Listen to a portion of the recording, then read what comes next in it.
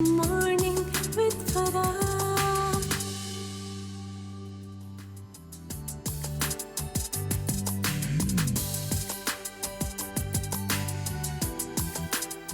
बिस्मिल्लाहिर्रहमानिर्रहीम, अस्सलामु अलैकुम, सुबह बखैर, खुश आमदीद ATV मॉर्निंग विद फरा में वेरी गुड मॉर्निंग मेरी और मेरी टीम की तरफ से हम आपको आज के शो में खुश आमदीद कहते हैं।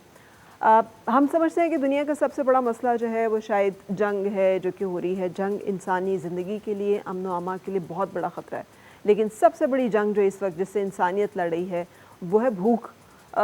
हमें शायद अंदाज़ा ही नहीं हो रहा कि दुनिया कितनी तेज़ी की तरफ, फाका कशी की तरफ जो है वो धकेली जा रही है।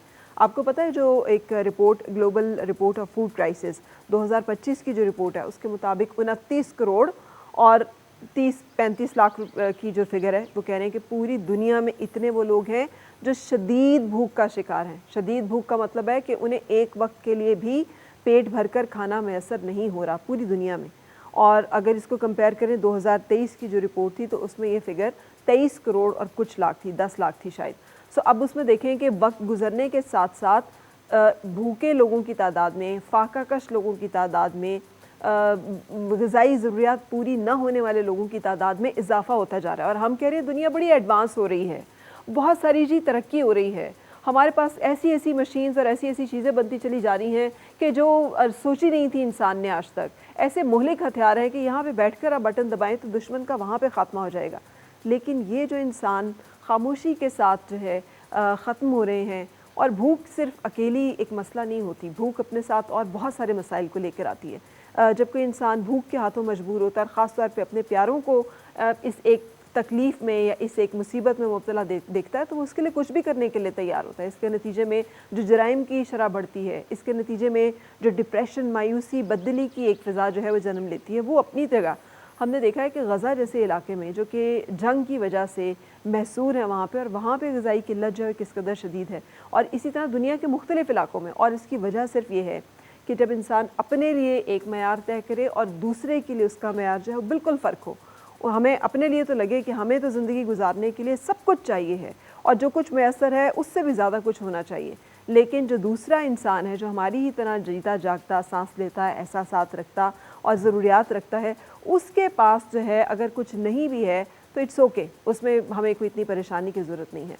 जब तक ये दो रंगी का रवैया, ये दो रुखा हमारा मयार जो है ये ख़त्म नहीं होगा, दुनिया से हम इंसानों की मुश्किलात और तकालीफ़ का ख़ात्मा नहीं कर सकते।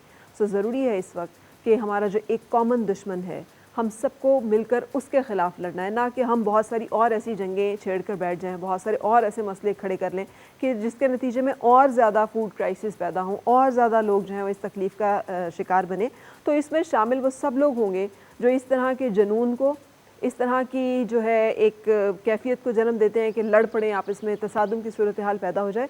बहुत ज़रूरी है कि इंसान इस वक्त अमन की तरफ जो है वो और एक दूसरे की मदद की तरफ हम लोग बढ़ें।